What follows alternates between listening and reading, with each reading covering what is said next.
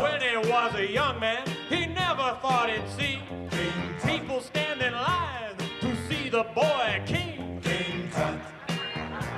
How'd you get so funky? Funky Tut. Did you do the monkey? A little King Tut to get us started on this Monday morning. Larry Meiller here. Thanks for joining us today on WPR News. Steve Martin did that song on Saturday Night Live in April of 1978. That's from an episode that many people, including our guest today, say it's the single best episode in the 50-year history of Saturday Night Live. But who has seen every episode? Well, our first guest has seen all 988 of them. Joined today by Christian Schneider. He's the co-host of the podcast, Wasn't That Special? 50 Years of Saturday Night Live. Spent time as a columnist at USA Today and the Milwaukee Journal-Sentinel. His pieces have appeared in the New York Times, National Review, among others. And he writes the newsletter Anti-Knowledge on Substack. So as we move along today, talk about Saturday Night Live, I hope you'll join in. Did you watch the show, or have you watched the show? Are you a fan favorite? What are some of your favorite cast members, maybe? Do you have favorite moments from the show? Give us a call. The number's 800-642-1234, 1-800-642-1234. Or you can go ahead and email us to talk@wpr.org. That's talk@wpr.org. Christian Schneider, welcome. Thanks for joining us today. Yeah, thanks for having me. Appreciate it. 988 episodes. Oh, boy. That's a major undertaking. How did this whole thing start? Well, it's part of it's a testament to just how long SNL has been around. It's been around for 50 years, and how relevant it still is. For the people at home, Larry was laughing uproariously at the King Tut piece, which shows you that it's still very relevant. But both me and my co-host Scott Bertram, he's a radio guy, so he's the real talent. I'm just kind of along for the ride. But we decided, we're both big fans of the show. There really are two SNLs. There's the SNL as it originally ran, and then there's the SNL as we remember it. Yeah. And those can often be two very different things. So we decided to go back and said, let's watch every one of these, and let's codify each episode. We grade every sketch on every show, and then we come to a decision on what grades out as the best sketches, the best episodes, the best seasons. Let's do this almost kind of in a scholarly fashion and see what we can come up with. And it took 2 years. We watched almost 1,000 episodes.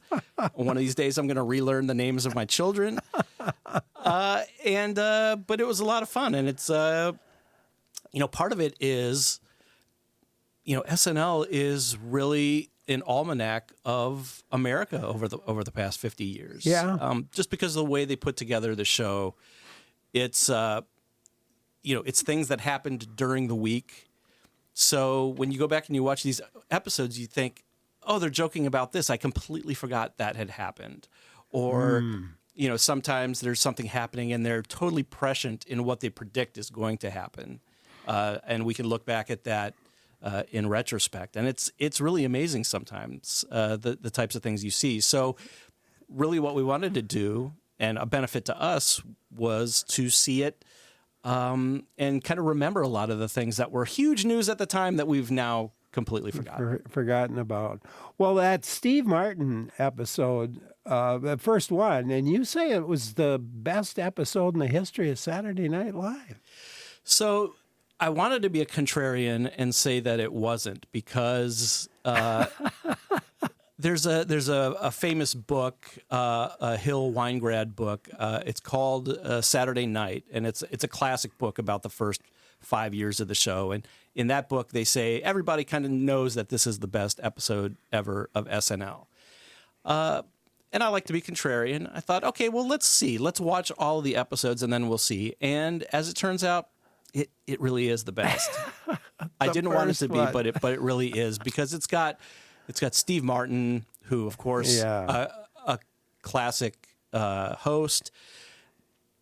People, to the point where people think he was actually a cast member when, of course, he wasn't. Yeah. In those first 5 years, I think he only hosted maybe 8 times. But he was good every time. But he was great every time. And so out of, let's see, 5 years, over 100 episodes, he was only there 8 times. But he was so good while he was there, people still kind of associate him with the classic first 5 years of the show. But, so when we were done with the whole 50-year process, we were able to go back and look at all of our grades and, in our Excel spreadsheet and figure out, and this is the one that graded out the best. It had King Tut. It had the Festrunk brothers, who people don't know their names, but they're the wild and crazy guys. There's a piece where he dances with Gilda Radner, which of course would become really touching later when we find out what happened to Gilda Radner a few years later. But it really is he's obviously one of the best, greatest hosts, and it all came together. I think that's in the 3rd season. Yeah. Ann in Marshfield has a comment. Let's go there. Hi, Ann. Hello. I have not always watched Saturday Night Live, but, our family still references the motivational speaker played by Chris Farley, and that when we're in a bad spot, we're going to live in a van down by the river. We still use that phrase. Remember when you were in the Beatles, and remember when you were in the Beatles, and you did that album, Abbey Road, and at the very end of the song, it goes, and in the end, the love you take is equal to the love you make. You remember that? Yes. Is that true? That was an interview supposedly with Paul McCartney that Chris Farley was doing. Yeah, Chris Farley, obviously huge here in Wisconsin, a Wisconsin legend. And there have been a few Wisconsin connections with the show in the past. Ann Risley, who joined the 6th season, which was the season after the initial cast left. Yeah. She lasted about 12 episodes before they decided this isn't working. And they had to recast basically the whole thing. Joan Cusack, who spent time in Madison, was on the show as well, and so a lot of Wisconsin connections, and Chris Farley, of course, who doesn't love Chris Farley? I wonder what was his impact in your mind on Saturday Night Live. So, we ended up doing our best cast members of all time list, and you'll see Chris Farley oftentimes in the top, in like the top 10. Everybody loves Chris Farley, obviously. But this gets down to kind of like what we remember versus like what was actually on the screen during the show. And he was very good. He had some of the biggest highlights of the show. He had Matt Foley, who Ann just referenced. He had the Paul McCartney thing. He had the Chippendale sketch where he's going to be an erotic dancer and competing with Patrick Swayze. Another classic sketch that was actually fairly controversial at the time. A lot of Farley's friends thought it was exploitative of his weight and things like that, and that it may have caused him, body issues and all that stuff. Chris Rock especially thinks that sketch itself might have had something to do with what eventually happened to Farley. But so he was obviously great. But he ended up getting fired from the show after season 20 because it was just kind of it wasn't always outstanding. He kind of had one move a lot of times, like a closer in baseball, if they didn't know how to end a sketch, they would just bring Farley in to fall down or scream or do something like that. So, and then he wasn't always available because of, sadly, because of his substance abuse problems. He would miss big parts of seasons, and then he would come back and not be totally with it. One time when he came back from rehab, the very next show they did a sketch making fun of like a rehab guy, the guy that always relapses, and it's just really hard to watch. So yeah, he was a scene stealer for sure. I think that probably got on the nerves of a lot of his cast members. But again, everybody loves Chris Farley. He was like the everyman that everybody could relate to. He had real guy problems, and one of the best for sure. Scott in Iron River, we'll give you a chance to join in. Hi, Scott. Yes, hi. This is a great show.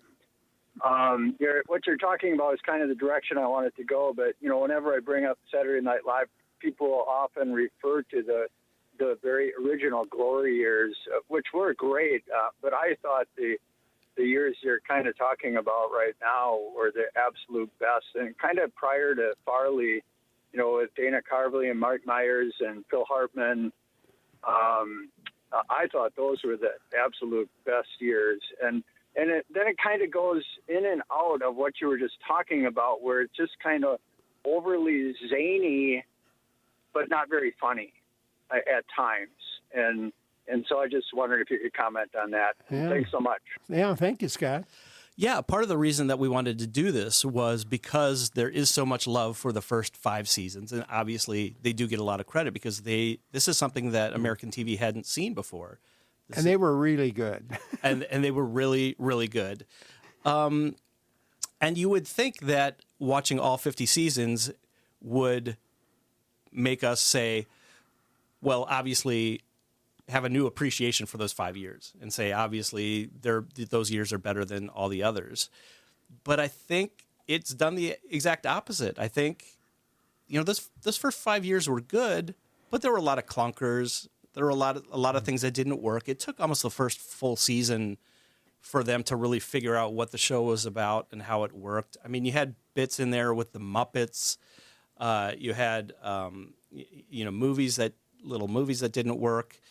And so it took them a while for them to get it going. And by, season 15, 30, et cetera, they really kind of had a formula. So if anything, the later years, kind of the last 20 years, has given me an appreciation for those years, because when you stack those seasons up versus the first 5, they're actually somewhat comparable. And, Lorne Michaels' thing is always, the seasons where you were in high school are always going to be your favorite seasons, right?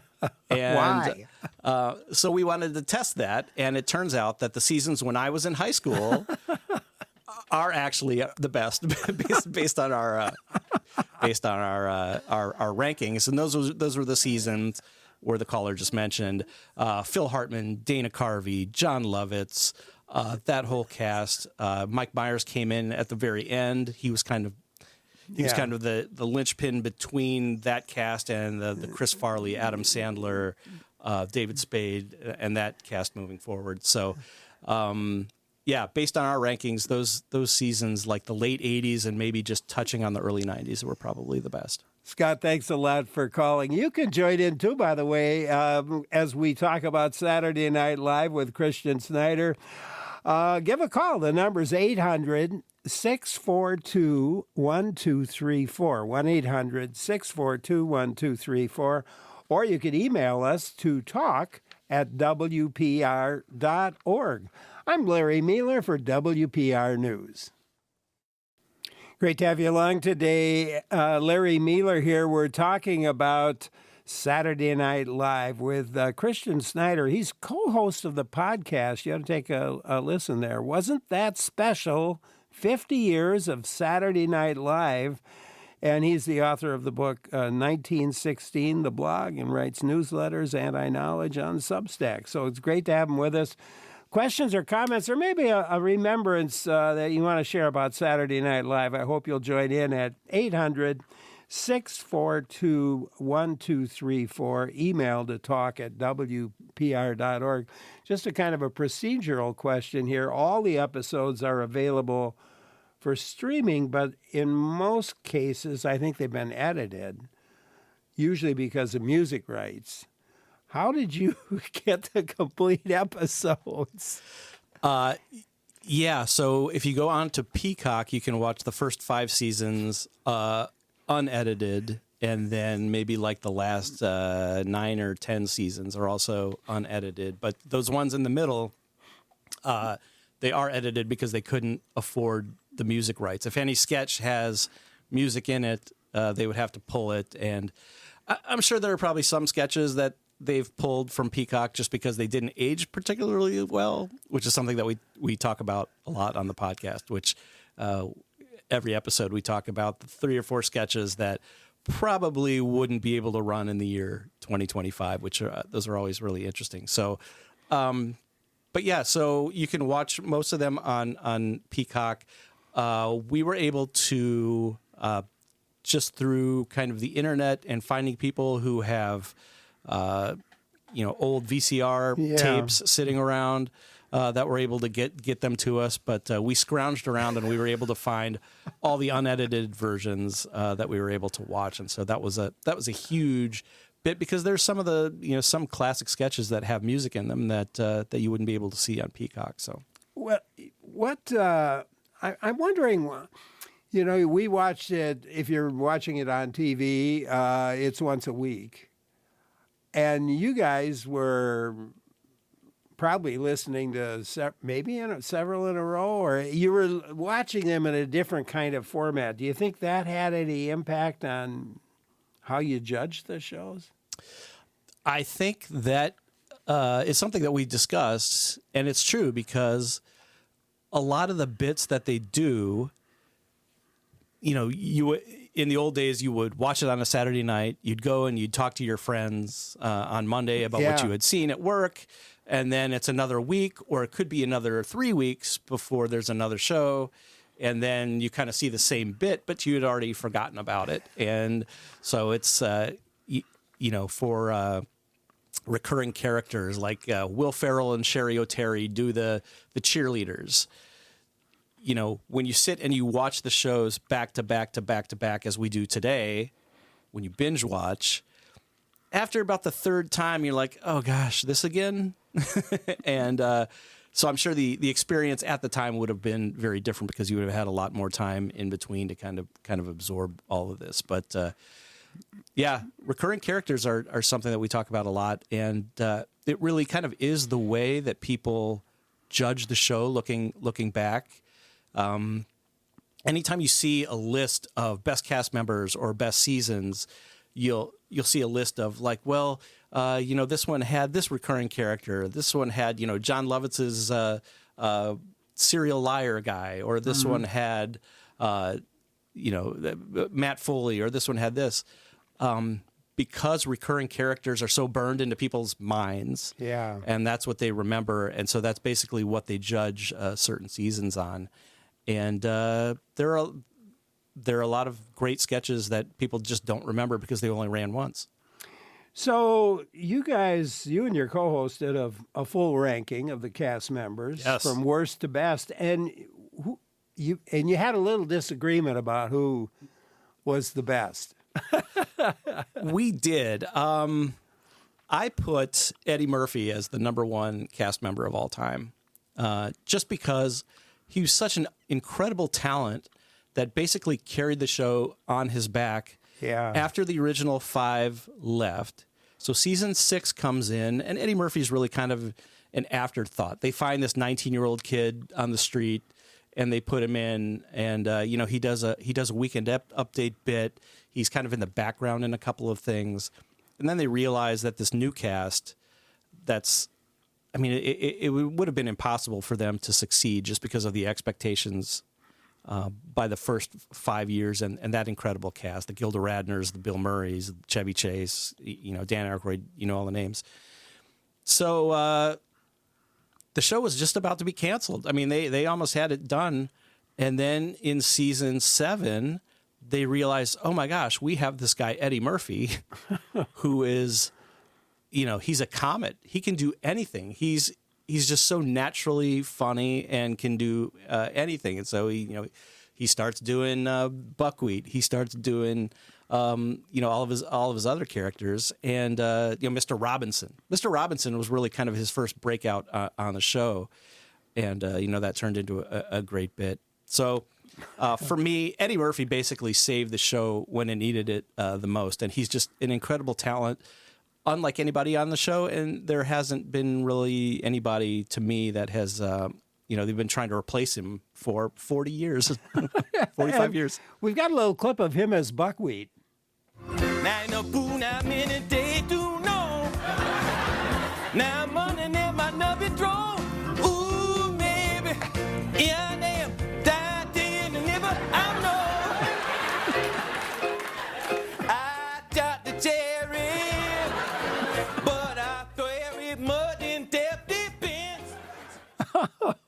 Oh, man. Again, probably the type of thing that you couldn't do today. And when he actually, he was sore about some jokes that David Spade made about him on one of the shows. And so he cut ties with SNL completely, refused to be on any of the any shows, wouldn't come back for the anniversary shows. But then I think in season 45 or 46, he finally came back and hosted. And one of the common threads during that show was how many of the characters he played in the 80s that he could not possibly do today. Like Velvet Jones. I won't talk about it here, but you can look it up. And Buckwheat and other things. And it was really kind of about like how the show has changed as much as that. I kind of agree with you. I think your partner thought Will Ferrell. So I had Will Ferrell at number 2, which surprised me. Going into this, I knew Will Ferrell was a great SNL cast member, but I did not expect him to carry the show in a way that he did, from 1995 on. As I mentioned, during those last 2 years of Chris Farley and Adam Sandler, seasons 19 and 20, the show was really juvenile.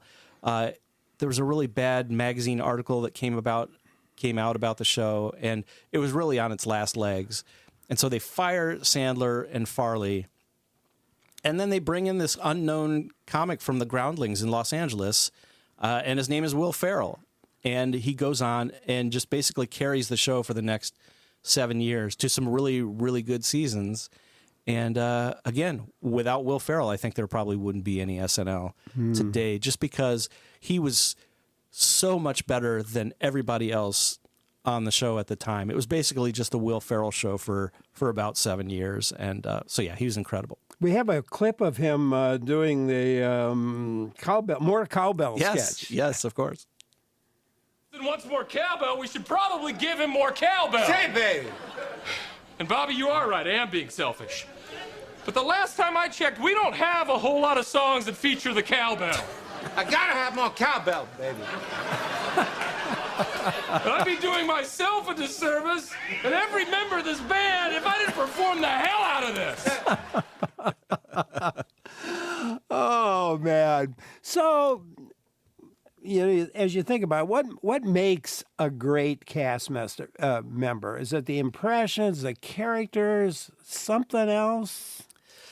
Yeah, I mean, there's some combination of all those things. Like, my co-host Scott is a big Phil Hartman guy.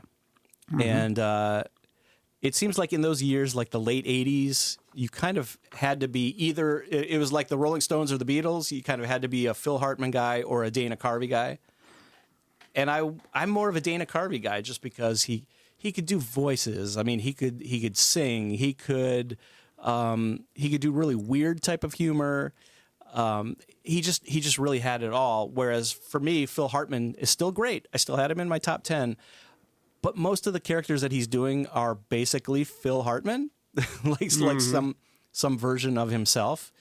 So yeah, I mean, and then of course you had female cast members who could sing, they could dance, they could They could do really weird characters. They could do accents.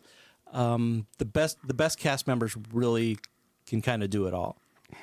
You mentioned Phil Hartman, and we got a call from Kelly, who couldn't stay with us, but she said that after Phil Hartman died, his children were relocated to stay with a family in Eau Claire. His wife was from Eau Claire, so kind of another connection to Wisconsin.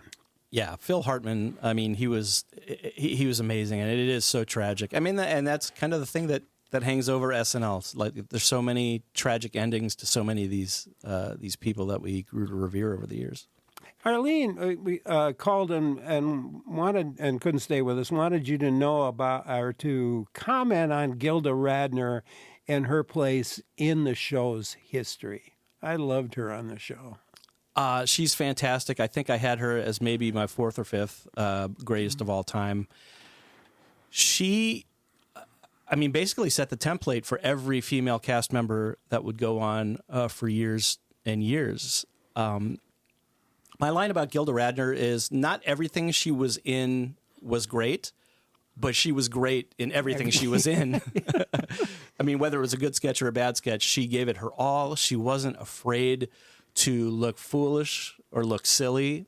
There have been some cast members who you can kind of tell they want to do the sketches, but they don't really want to make a fool of themselves on TV. They want to maintain some sort of dignity.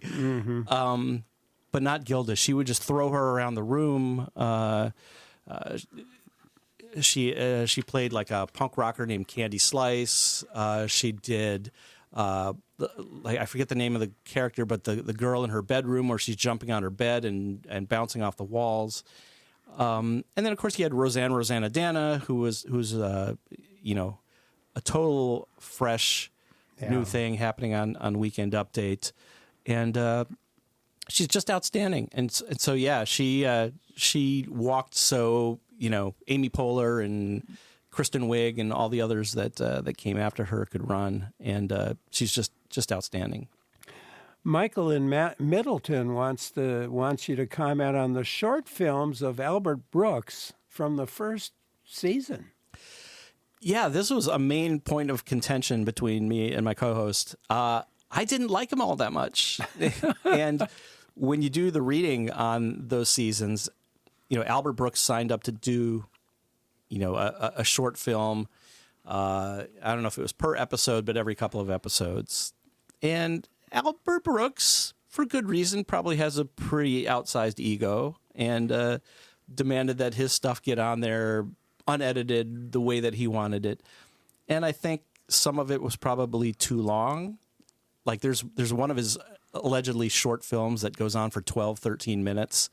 And you can't really do that on SNL. Most sketches are 3-4 minutes. But he kind of commandeered the show. And at some point, they just figured this isn't working out. And fortunately, he went on to go make other great movies. But my co-host, Scott Bertram, loved them for the most part. And so we had some disagreements. Ruth in Milton has something for us. Let's go there. Hi, Ruth. Oh, hi. The ones who played Bob Dole and Newt Gingrich on the president's airplane, they're sitting together and trying to get the attention of the president, who would have been Clinton. And there's so political. Thanks for calling in, Ruth. It brings to mind political sketches, and there were different ones. She mentioned Clinton, and we do have one. We do have one sketch. Phil Hartman as Bill Clinton at a McDonald's. Do you favor the decision to send military forces to Somalia? That's a good question. Yes, I do. And let me tell you why. See, right now, we're sending food to Somalia, but it's not getting to the people who need it because it's being intercepted by warlords. And it's not just us. It's other countries, too.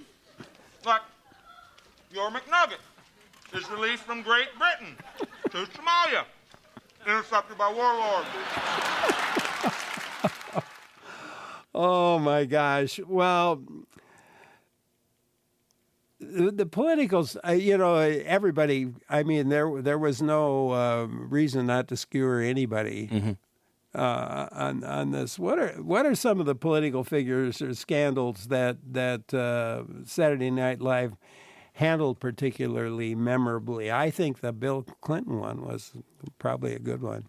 That sketch, I think, might be either the first or second greatest political sketch in the history of the show, and one of the greatest satires in probably American political history. Because in that sketch right there, you have Phil Hartman doing Bill Clinton, and the sketch it's not even 4 minutes long. But in that time, they completely nailed Bill Clinton. And this is before Clinton even takes office. So he's not even in office yet. He's still running. But it's a perfect distillation of Bill Clinton's, of how his appetites and how his lack of discipline would come to subsume his presidency. I mean, it's completely prescient in how it predicts that. And the way Phil Hartman does it is just perfect, through the eating of the cheeseburgers. And so yeah, and as it goes through, they keep making fun of Bill Clinton. And, they have him do some Weekend Update bits where they basically have him talking about, the affairs that he's having while he's in office. And nobody knew anything about the Monica Lewinsky stuff yet. But SNL was on it. They suspected it and they predicted it. And then, of course, once the Monica Lewinsky thing broke, they were all over that and it had something. Some of it was fairly tasteless, like when they had John Goodman playing Linda Tripp, some of that stuff. But yeah, they really went after Clinton, and for a lot of political conservatives that think, well, the show is just kind of a lefty show. There are a lot of moments, and I've written about this. There are a lot of moments that I think conservatives would watch the show and be actually kind of impressed by. They do take some nuanced positions on some of the things, whether it's taking on the modern, political correctness that's going on out there. They do that. So there's some moments, but the Clinton one was definitely one of the big ones. And then, of course, you can't mention politics on SNL without talking about Tina Fey coming back to play Sarah Palin. Oh my gosh! And we have a clip of this, which is let's listen to Tina Fey. Every morning when Alaskans wake up, one of the first things they do is look outside to see if there are any Russians hanging around. If there are, you got to go up to them and ask, what are you doing here? And if they can give you a good reason, they can't, then you start responsibility to say, shoo, get back over there.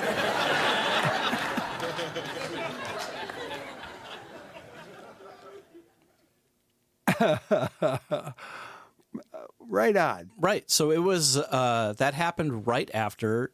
People forget John McCain named Sarah Palin as his vice presidential candidate, and right after that, he got a big boost out of that.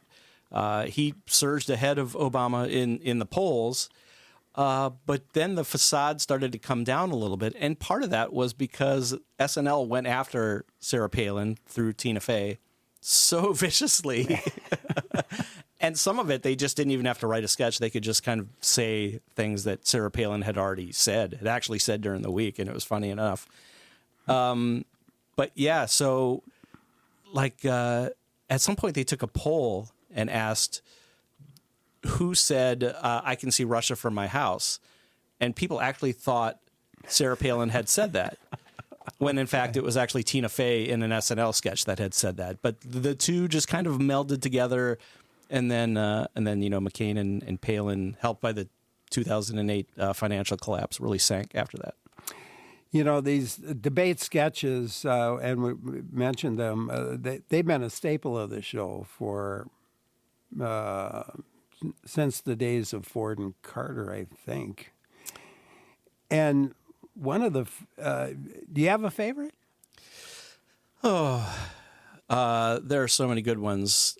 Some of the best were the There's the Michael Dukakis one where he's running against George H.W. Bush, played, of course, brilliantly by Dana Carvey, where Dukakis says, "I can't believe I'm losing to this guy." Oh, we've got that clip. Oh, yeah? We've got Hawks as Diane Sawyer. Jan Hooks, yeah. And Dana Carvey as George Bush and John Lovitz as Michael Dukakis. You still have 50 seconds left, Mr. Vice President. Well, let me just sum up. On track, stay the course, 1,000 points of light. Stay the course. Governor Dukakis, rebuttal. I can't believe I'm losing to this guy.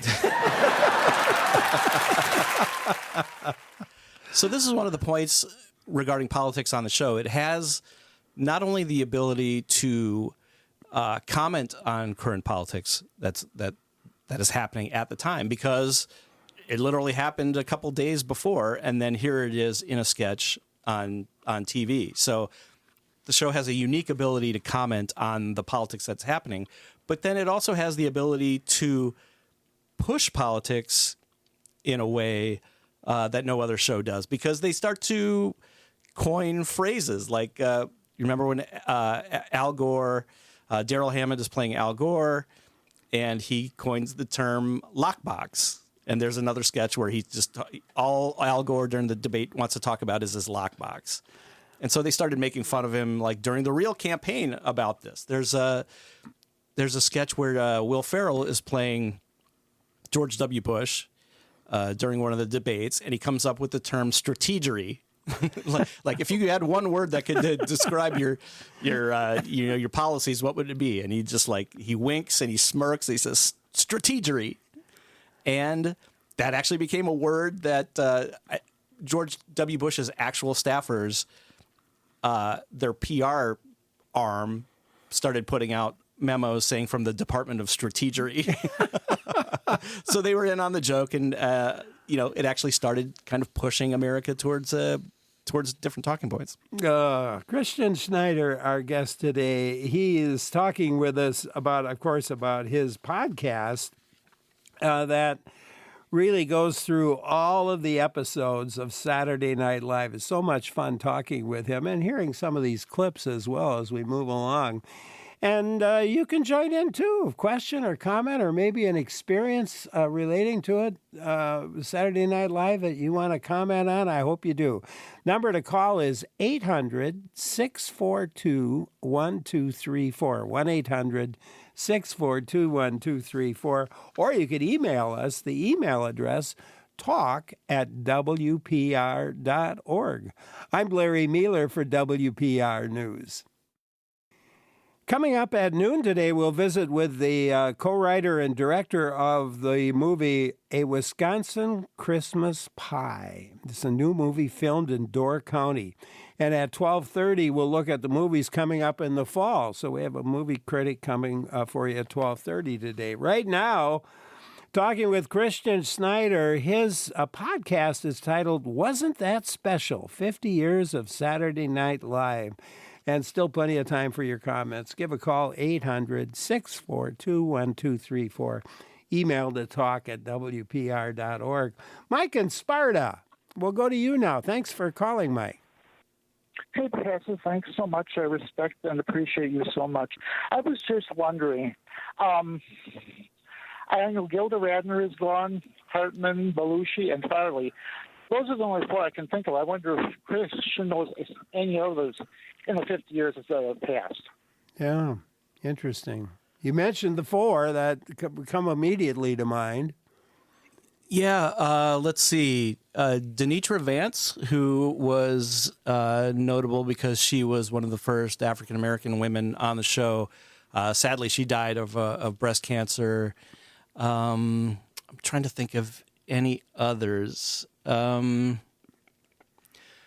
Nothing else. Boy, nobody else comes to mind. I'm at the age where as soon as I learn something new, something else gets pushed out. So I don't remember any off the top of my head, but that should be something you should be easily Googleable.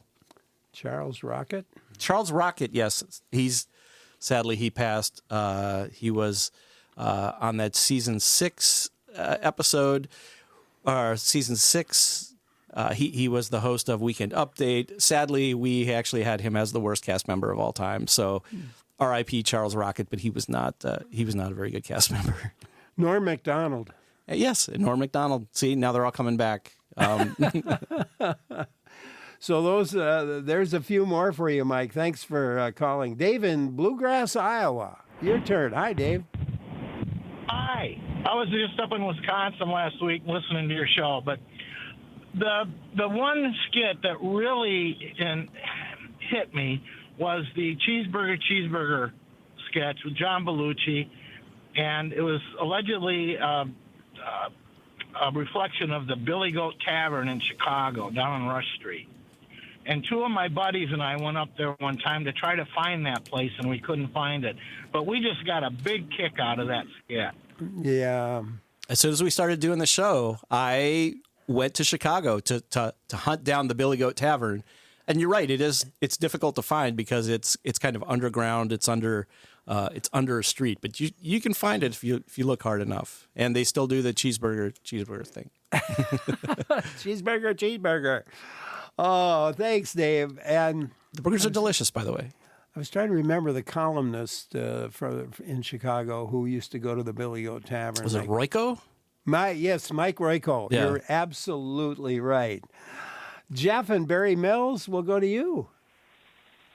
Yes, I was noticing. I don't think anybody's brought up Jane Curtin's name yet, and I just wanted to throw that into the conversation. Jane Curtin, of course, was outstanding. She was more of the ones that kind of didn't want to look silly. She was more kind of like a straight woman. She excelled in kind of being the host of a talk show, that type of thing, where she would be the host and, the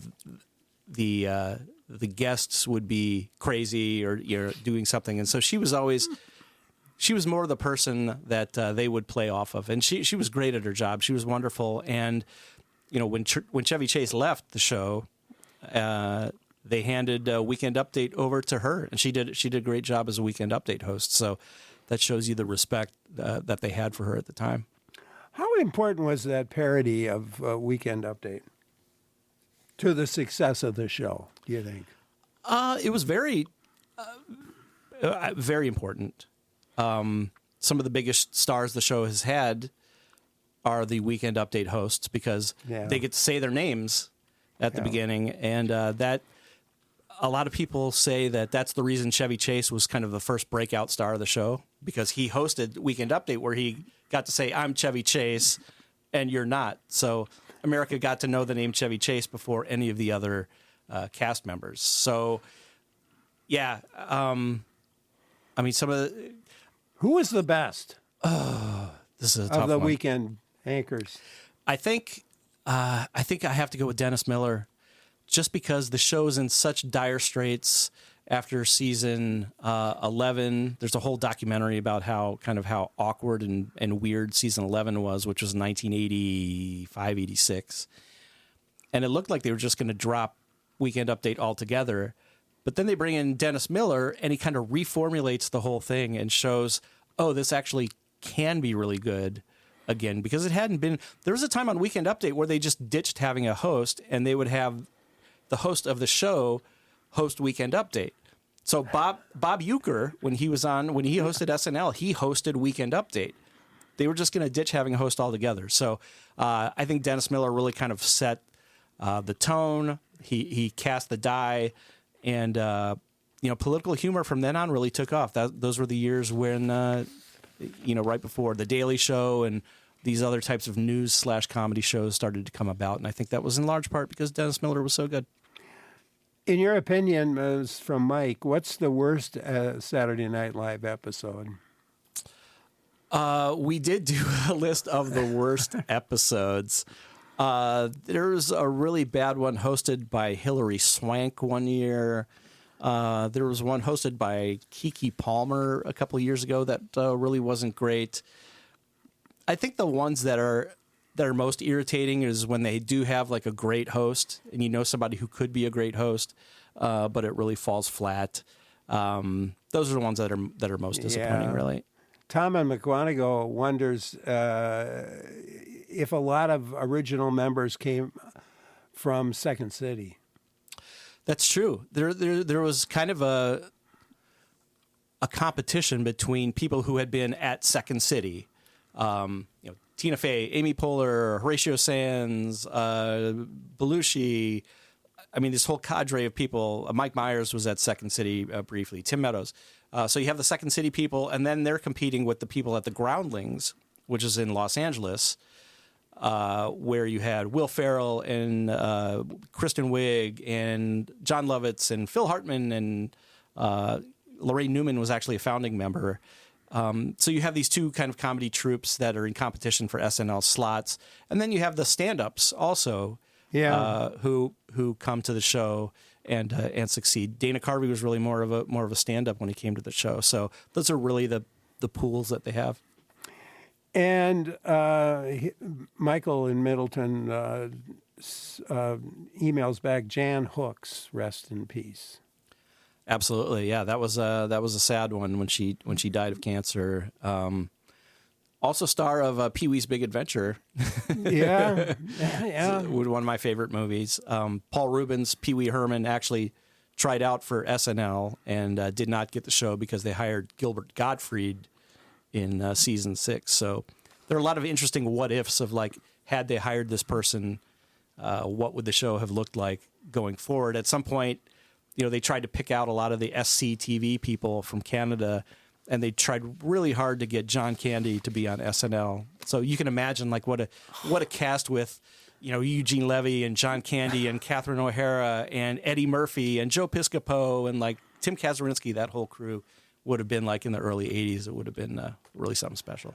Tell us a little bit more about the podcast. I mean, how's it formatted and laid out and so forth?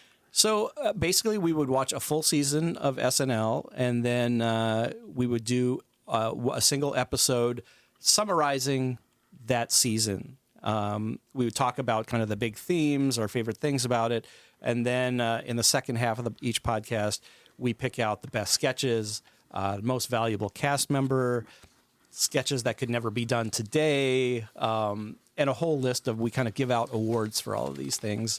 So I think it gives a pretty good idea of every single season. And to my knowledge, it's the most complete, thing that's ever been done about SNL, because we do all 50 seasons. And hopefully, if you listen, there's a lot of sketches that you'll remember fondly. And hopefully we mention a lot of sketches that you had forgotten, or that everybody had forgotten, that are actually really good.